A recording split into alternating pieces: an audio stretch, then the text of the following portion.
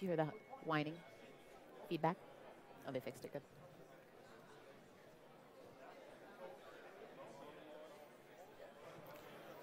Hi, can everyone hear me? Yep. Okay. Well, thanks so much for joining us this afternoon. My name's Sarah Box. I'm the Counsellor in the Directorate for Science, Technology and Innovation here at the OECD. It's my very great pleasure to be introducing Tarah Wheeler today for this Meet the Author session.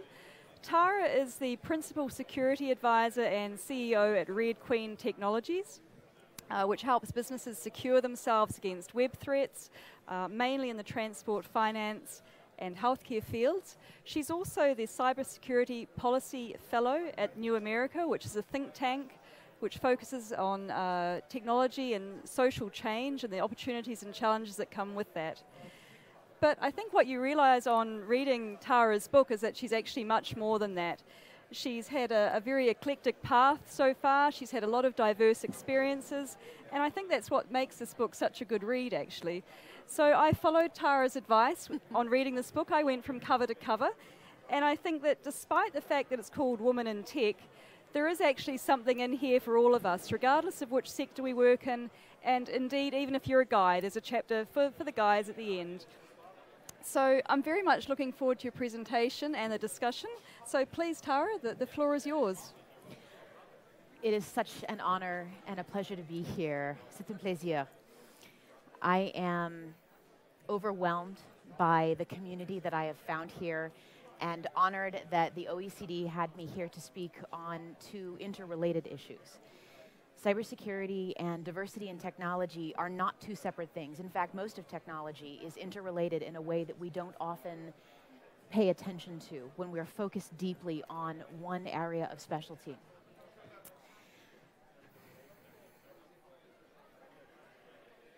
It is overwhelming, but as women in technology, I think we're all used to a little bit of feeling overwhelmed, yes? I hear voices around me all the time. Some of them are paying attention, some of them aren't. Some of them are looking at me, some of them aren't. It's a lot like being at any tech company I can think of at the moment, right? As we're sitting here, one of the first things I think is that I was granted the opportunity to speak about technology and to write this book in a way I hope that made me a voice for other women and not just for my own views on the subject. There was a reason that I and 7 other women came from around the world to put this message out, which is, if there is any one thing I want to start this session with, and I will end it with, it is this: you are not alone. There are women everywhere just like you. All of us have different stories, but ultimately it is all the same. We all face the challenges and we all overcome, and we are not alone. I think I've talked so much about being a woman in tech that I've almost talked out about it. I think we know at this point that the problem is there and it doesn't seem to be getting better. I often simply start in sessions like this with asking people, what do they have to ask me? What questions do they have to ask me? And yet, I can also almost always just predict what those questions are going to be. Let me guess. Everyone here wants to know how to get paid more, right? There's the smiles. Everyone here wants to know what to do when their boss won't give them a promotion, and yet it seems like everyone else is getting a promotion, right? Yep. And everyone here wants to know how to balance having a career and having a family in a way that is meaningful and yet still lets you be the top of your field, right? Yeah. There's a problem when I can predict what those questions are going to be every single time. That doesn't mean I won't answer them, but it does mean that we keep having the same questions again and again, and that means that those questions are not being answered satisfactorily by the companies that we're working for, right? All right. So I'm going to make sure I can be heard, right? This continues to fall a little bit. Okay, just making sure. The very first thing I like to tell women is this, and it is a universal thing. Money is power. Don't turn it down. When you are negotiating for your positions in a tech company, when you are changing jobs, is going to be one of the best times for you to make a difference in the gender gap. Is it fair that you're the one who's going to have to be making the effort to put yourself out there, to feel that conflict and fear? No, it is not fair, and it is not right, but nobody's going to do it for you. Except for Mark Benioff at Salesforce. I admire that guy. He actually shone some light on the fact that the women and the men in his company at Salesforce were not being paid equally. I admire the fact that he published the data about how women at his company were not being paid equally and then proceeded to do what? Pay them the same. It really is that simple, right? As men, as powerful leaders in companies, that's your power. Do that thing. Until that happens everywhere, here's some tips. The very first thing I tell women, that I tell anyone, but that I specifically tell women is this.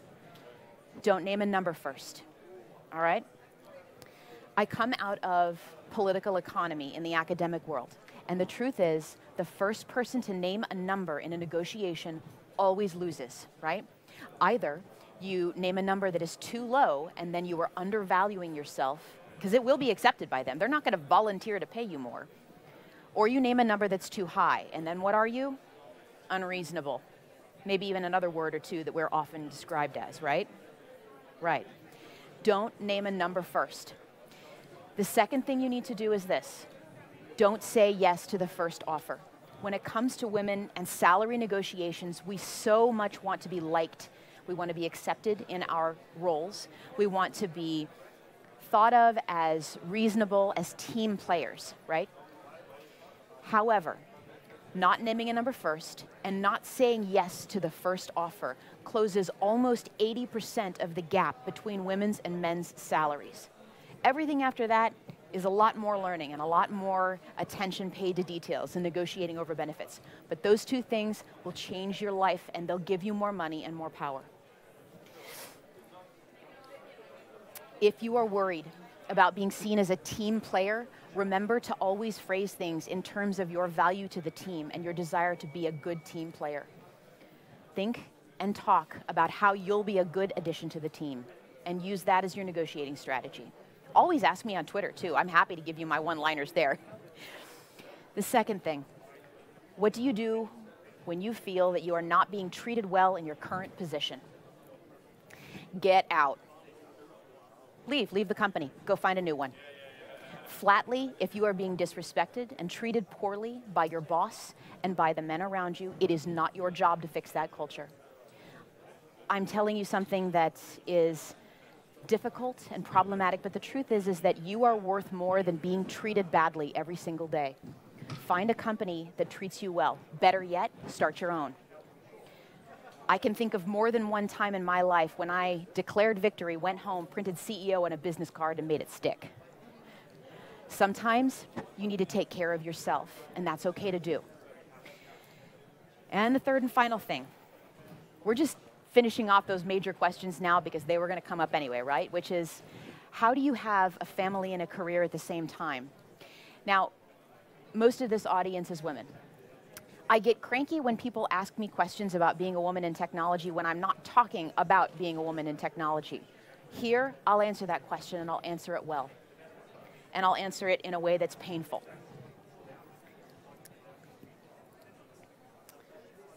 I'm married to the right man. Now. I wasn't always.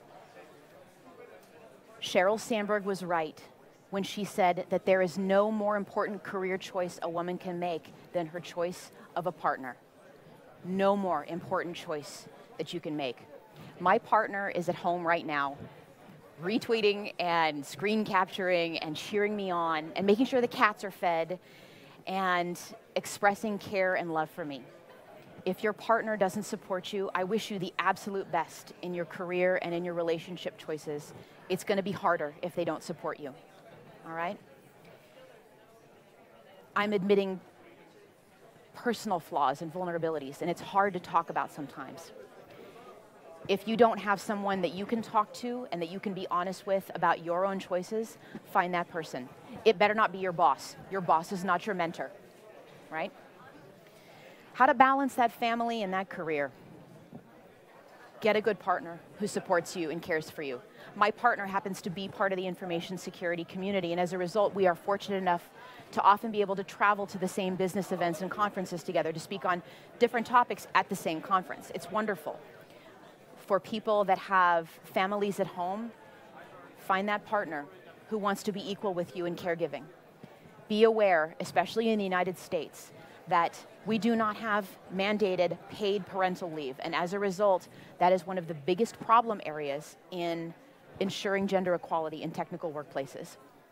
If you want to have a partner who wants to be a primary caregiver to children, I encourage you so much to be grateful for that.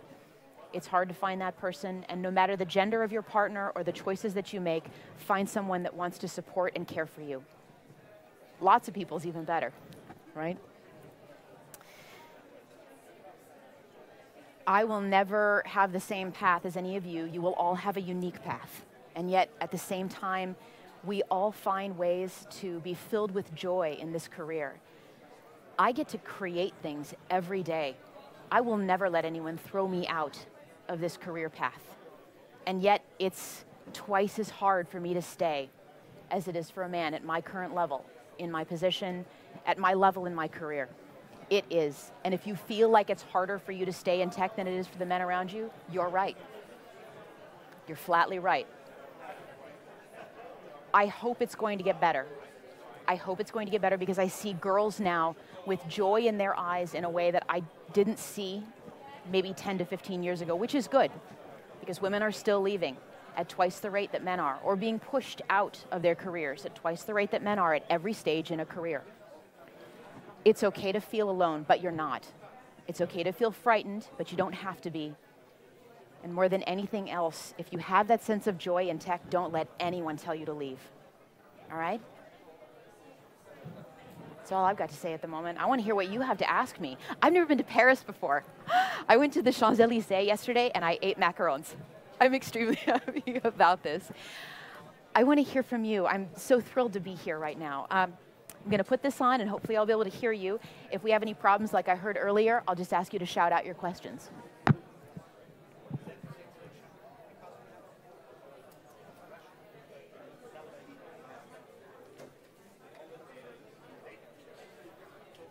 Hi, I run actually coding school in Poland, and I'm much involved in diversity, and I also have women experts kind of network for women experts in the field. And actually have to have a presentation next week to women who want to be in IT business, they want to be in programmers, and I decided to have a speech to talk about 10 hacks of women in tech, and actually asking my experts in Poland, but I'd like to ask you, what would do for you to keep you going? Because as you say, twice more women leave the company than others. So give us the hacks, how to keep yourself. I know you have to leave the company if you don't have the culture, but what are things which made you be heard, be accepted, and be reputable in the business of cybersecurity, which is high risk, which 99% of men. So how you made it to get on top and stay? What was your strengths, the hidden hacks you can share with all of us? Some of these will sound so trivial and some will sound very grandiose, but I'll give them to you in no particular order.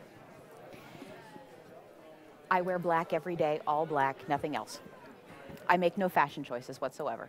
It's fine, I'm seeing you laughing right now.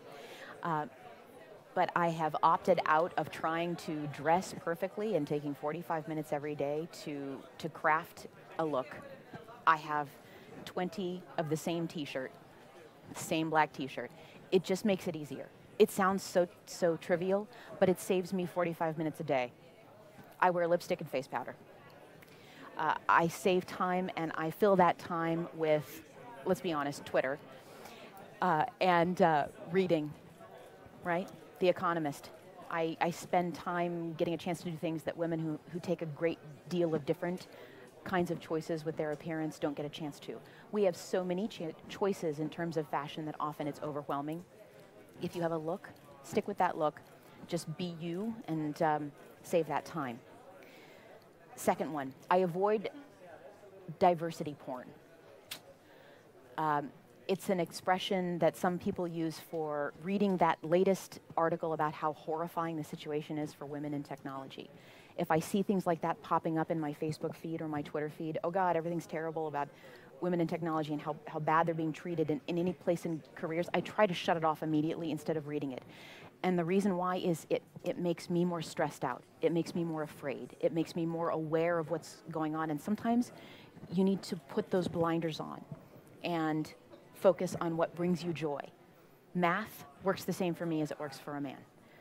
Python works the same for me as it works for a man. And when I can focus on that, when I can script, when I can break into boxes, when I can use my technological skills, that brings me joy. Reading things about how bad everything is depresses me more than it helps me. Third, I eat, sleep, and exercise. Take care of yourself. That is the basis for being able to be strong in yourself. For programming, probably the fourth and best way I can put it is this. It's not just about the cool tools. If you have something you're passionate about solving, you will go and solve it. You'll find the tools to do it. You'll do it with WordPress, with Python. You'll do it at the command line. You'll do it writing longhand on a piece of paper. Tech is there for us to solve problems, and if you focus on solving your problem and telling people about it, don't be quiet about it, tell people you solved the problem, you'll have that joy and you will have increased your skill set, and no one can take it away from you. Those are probably my 4 biggest things every day. Anyone else? Please, in the front row here. I'm from New Zealand, just thought I'd introduce myself first. Our Prime Minister is one of the women who I believe you're talking about, someone who's in a position of power, but, you know, has a very supportive partner who is willing to, you know, stay at home, and yeah, she's currently pregnant, so yes. My question was more along the lines of, what is your opinion on the role of intersectionality in the tech industry?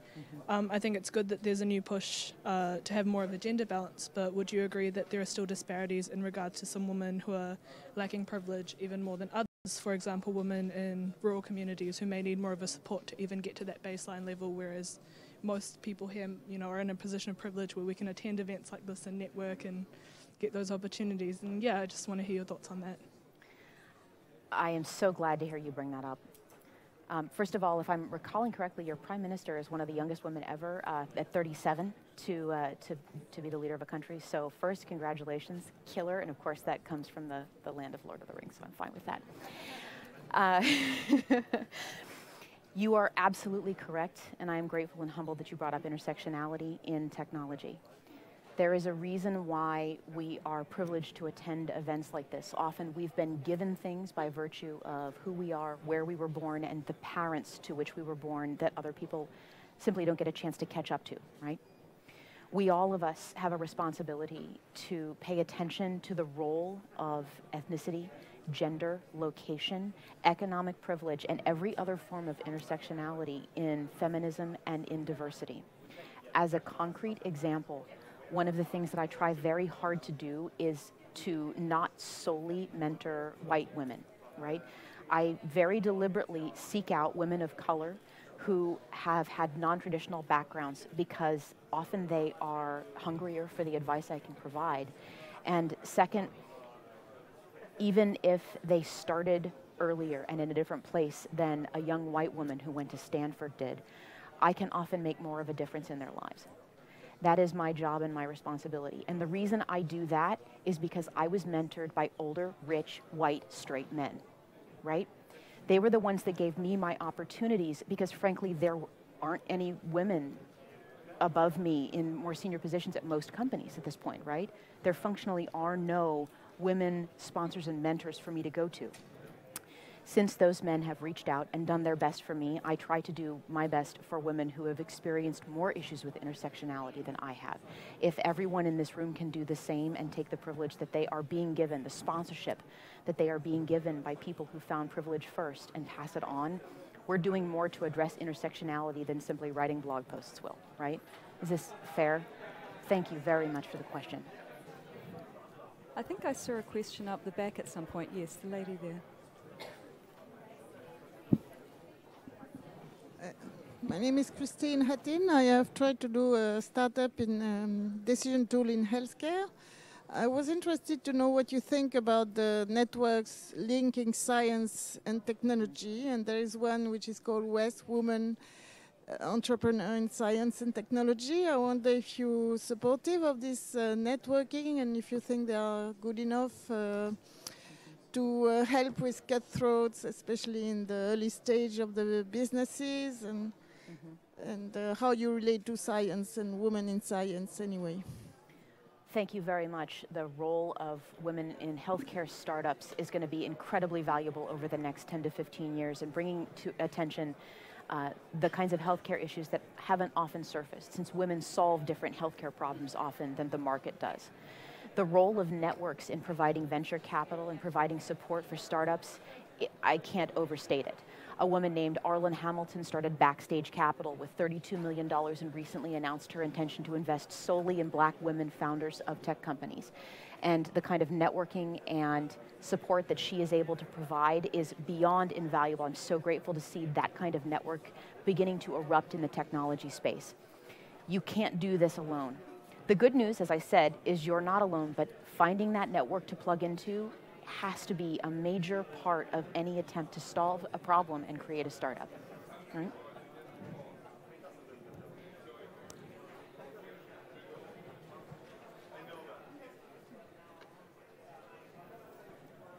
Good afternoon. So I'm Maud Foresti from France, and I mean you are at a especially high-stake position. You have a very important role. So in a high-tech sector. So how do you cope with the pressure you can have at that level, and with regard to the men? I mean, how do they to get the? It's maybe more a question about legitimacy. Yeah, as a woman, we sometimes lack some feeling of to be legitimate or something like that. Don't know. I was recently asked to self-nominate there's a prestigious think tank in the United States that just was putting together a list of diverse minority cybersecurity experts. The hitch was you had to tell them you were an expert yourself before they would put you on the list. It is difficult for women to put themselves forward in a way like that because it opens you up to a charge of being arrogant or bragging or inappropriately asserting your own credentials. And the truth is that as women, we are more vulnerable to even one person standing up and shouting, she doesn't deserve to be there, she doesn't belong there, because those voices can be very loud, and worse is when we internalize them, right?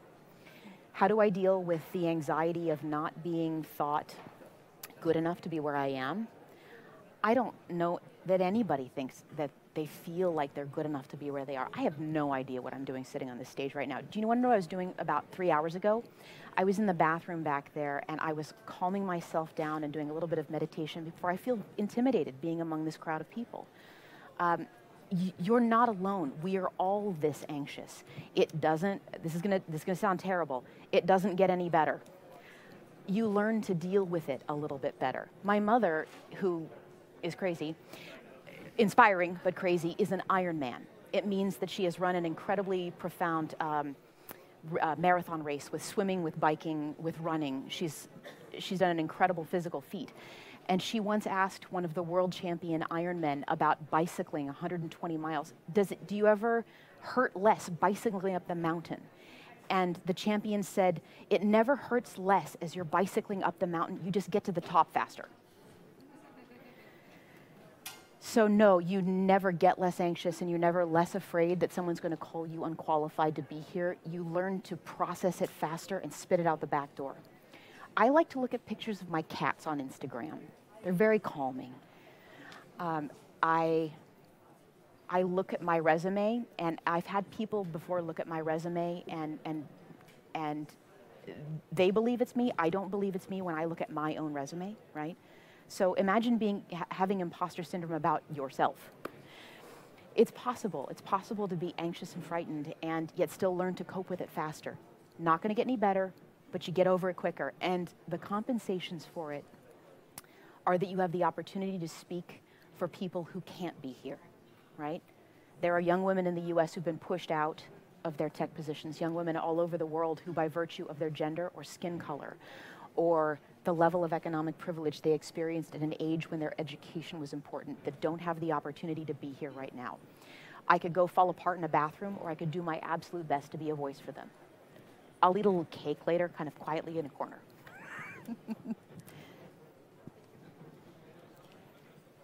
Lady there in the green, please. Hello, I'm Elke.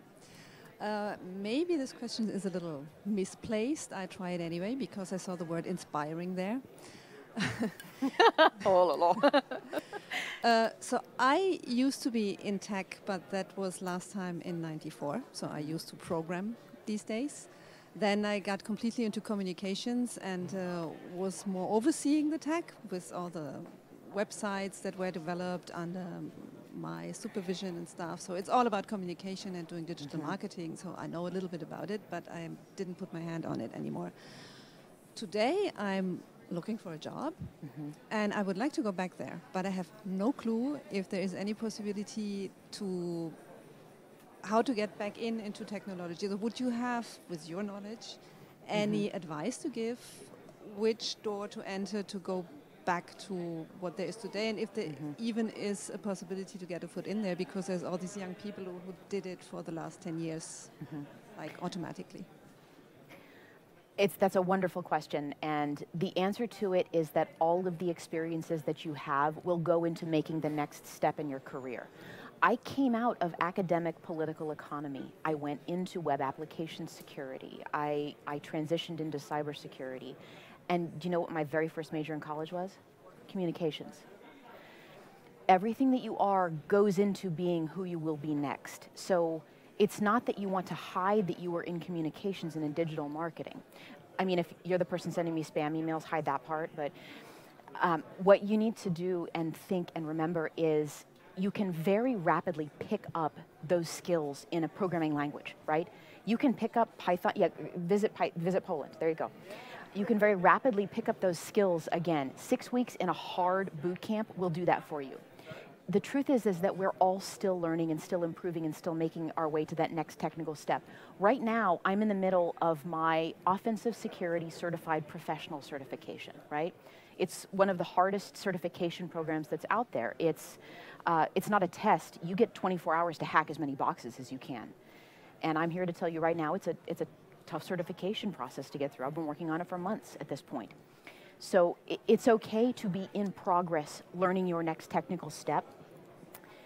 The rapid nature of tech change means that you're never more than 2 years away from needing to learn the next thing anyway.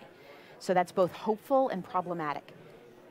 Find a project to contribute to, and at least 1 or 2 other contributors, not who can help you, but who you can be responsible to for improving as fast as you can. Make sure that your contributions are noted. Don't let anyone erase you from the GitHub, right? Make sure that your name is on those commits. And when you do that, you're going to find it a lot easier to assert that you are somebody who's a good programmer. Also, don't call yourself a beginning anything. You are not entry level, you are not junior, you are not beginning. You're just a developer. That's it, okay? You're the one that decides if you're a developer, if you're a programmer. You can be all different levels of it, sure, but you're the person who decides if you're a developer. And it sounds like you've just decided to be a developer. Own it and keep working at it. We'll all have to keep improving.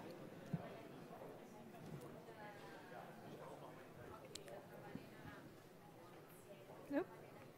Lady in the maroon there. Are you all liking this me less talking up front and more questions from the audience? Okay, good. Hi.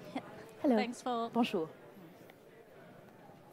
It's horrible listening to my own voice, so I'll do this like that. So my name is Isabel, and I don't work at all in your field. I'm an academic, and I also work in the European Parliament, and I've worked in bureaucracies for many years. Thank you for your service. But I feel that the problems you talk about are not just in your field, they're cross-sectoral. And so thank you for what you're doing, because it's useful for other women as well.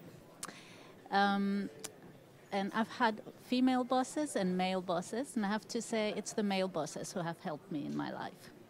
And I want to know how we can get more Tarah Willers in in this world? How can we nurture this culture of women helping women, which I think exists a lot more among men. Men help each other, but I don't know with younger women if there is a better culture of helping each other, but I think our generation is not really helping each other that much. And I want to know how we can nurture this support system for women.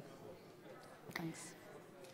It's a wonderful question. And again, thank you for your service. I am so appreciative that there are women at all stages in political work who are paying attention to this problem. First of all, please let there never be more Tarah Wheelers. Second, the notion of helping each other is such a complicated one. It has to do a great deal with intersectionality, right? There is a perspective in many companies, in many teams, that they just needed to get one diverse team member in order to sort of fulfill the quota. Look, we're not terrible. We've got Jane over in the corner. She does stuff. Sometimes she gets maple bars, and as a result, often there's a false incentive set up where women, where people of color, where gender diverse and gender queer people are often the only one of their type, of their kind on any given team in any company at a level. This creates a problem with incentives because it means that helping someone else get to your level, especially if you've sensed that they only need one, means that you could be creating a problem for yourself. There's a wonderful rule out there that, if implemented, would help to solve a lot of what you're describing in terms of women helping other women get to where they are, which is the rule of 3. How many of you have heard of the rule of 3 on women's board participation in teams? This is a wonderful rule. It's something that helps us figure out a way to get 3 women on boards. And the reason why is, if you have only 2 women on a board, they often feel the responsibility to support one another even if they disagree. You'll get the true benefits of diversity when you have at least 3 women on a board, correct? Then 1 or 2 of them can disagree with each other. You'll still have the benefits of diversity, and then you also get their perspectives. I believe that rule holds true across realms of gender, of ethnicity, of any of the different kinds of diversities we can think of, right? The nature of being helped, for me, and I think for you, you say you've often been helped by men in your career. Frankly, I was helped by men because there wasn't anybody else to help me. So in a lot of ways, you'll often find that. And we're only human, right? These divisions are all just socially created. We're all human. We all want to try to do the best we can. We all want to get paid the highest salary. We want to succeed in our careers. And if we see something that we think might stop us from succeeding, whether that's helping someone else get to our level for then we feel like we're no longer needed, or helping someone else in a way that cuts our own political power out from underneath us, then we're only human, right? Let's not be too harsh on people that have seen only negativity from helping people like them. And that's a hard thing to do.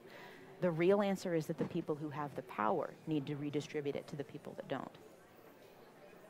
I wish the answer was friendlier.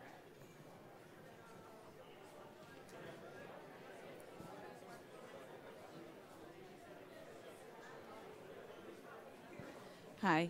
Bonjour. Yeah. Hearing your own voice is a little bit confusing. I'm a PhD student in Northeastern in the U.S. in Boston, and I work here as well. I have a question about, let's say, women in tech in universities. I know that there's I've heard a lot about women in startups from the Valley, and a lot of talk about this around Boston as well, but not enough about how to support women in PhD programs like that. And this is where we come from, right?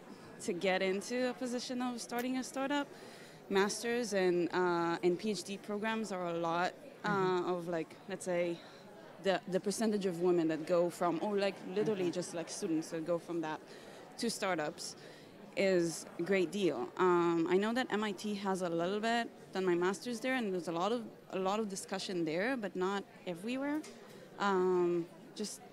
I guess just an interest of if you heard something, if you see any kind of like, I don't know, initiatives, I can say that I know that Google has a fellowship to support women, but it's very small in comparison to fellowships that Google or Microsoft or Facebook give PhD students, like tuition and funding and all.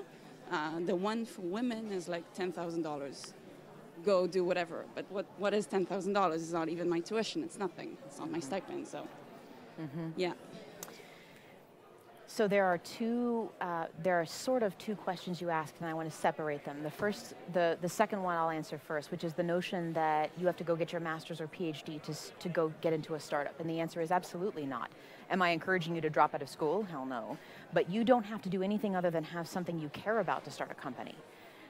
Most of the people who go all the way through a PhD don't end up starting a company on their own, and the reason why is they've invested all of this time and energy in being in the academic and research worlds. Now, they're valuable, but at the same time, that's quite a long career path. Pulling apart the question even a little bit further, is there an issue in academia with transferring women from computer science into the sort of startup ecosystem and in Silicon Valley? I did not finish my PhD at the and one of the major contributing factors was the profound culture of problematic relations with female graduate students at the university that contributed to a lot of issues.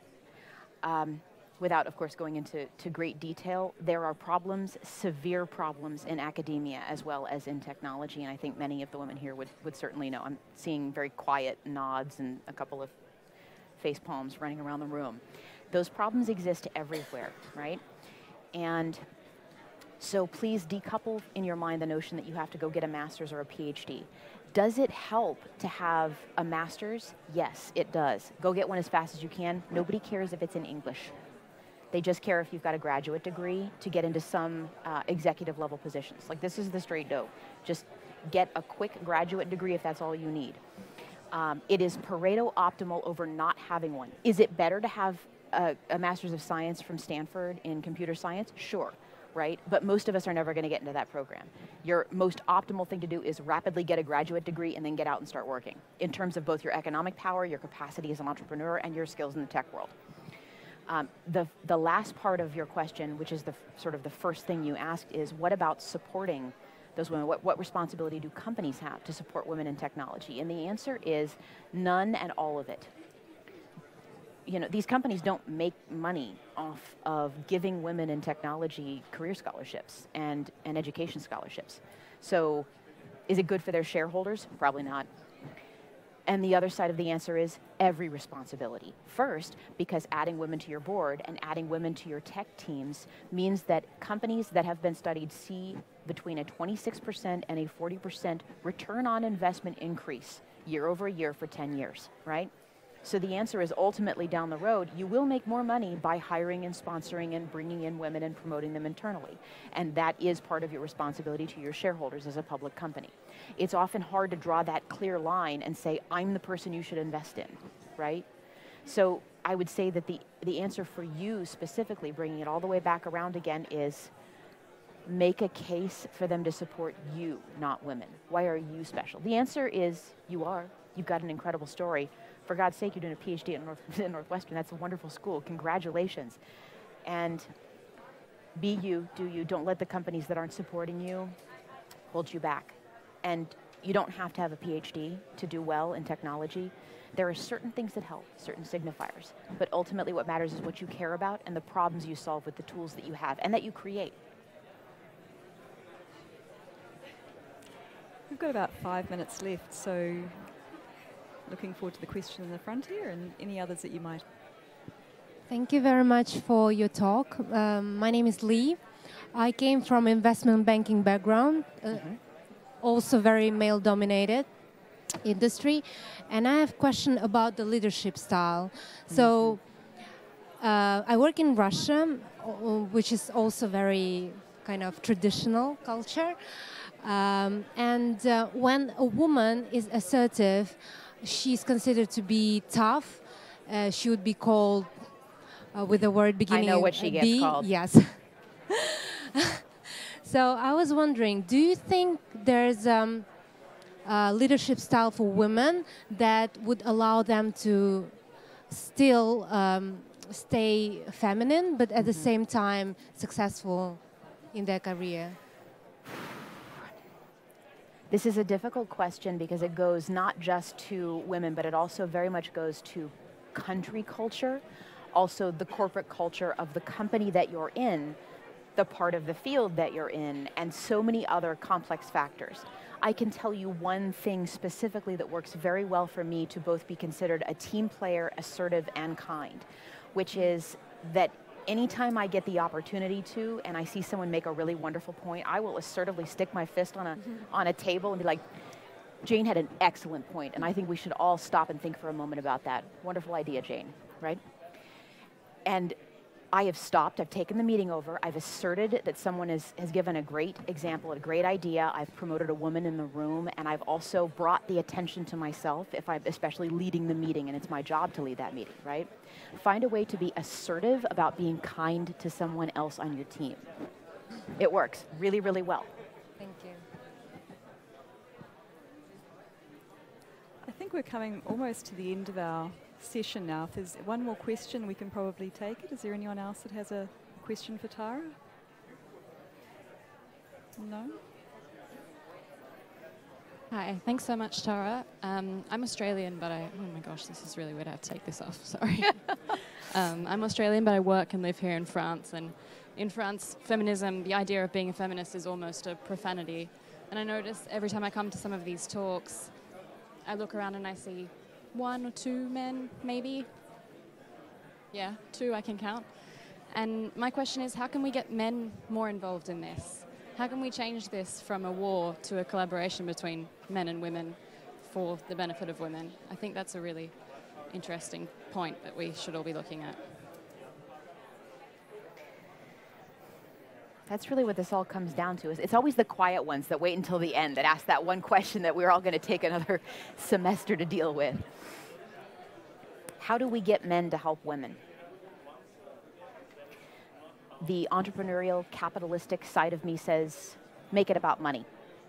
40% increase on return on investment year over year for 10 years when women are appropriately included in a company's board and at every level of leadership, right? Make some money on it. The idealistic part of me says that men sometimes just don't notice that we're not there.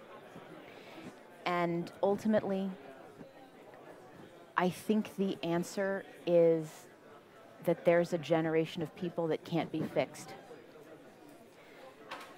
I think I'm probably still part of that generation. I think we all are here because we're all still worried about this problem. We all still see it.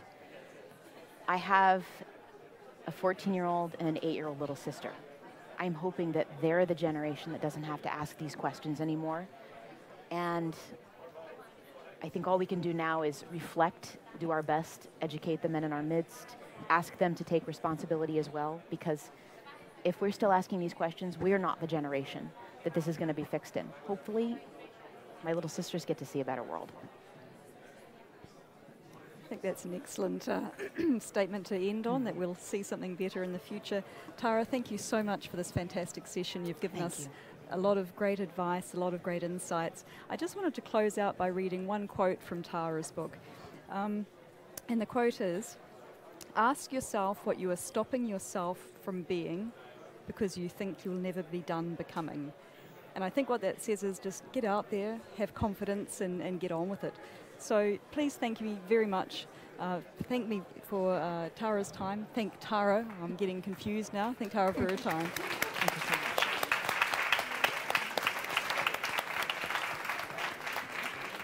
Tarah's books are available in the bookshop if you'd like to buy a copy, and she will also be signing copies at the desk just behind where we're sitting now. Thank you, Tarah. Absolutely. Thank you so much. And Twitter, please, is always the best way to reach me. I'm happy to speak there.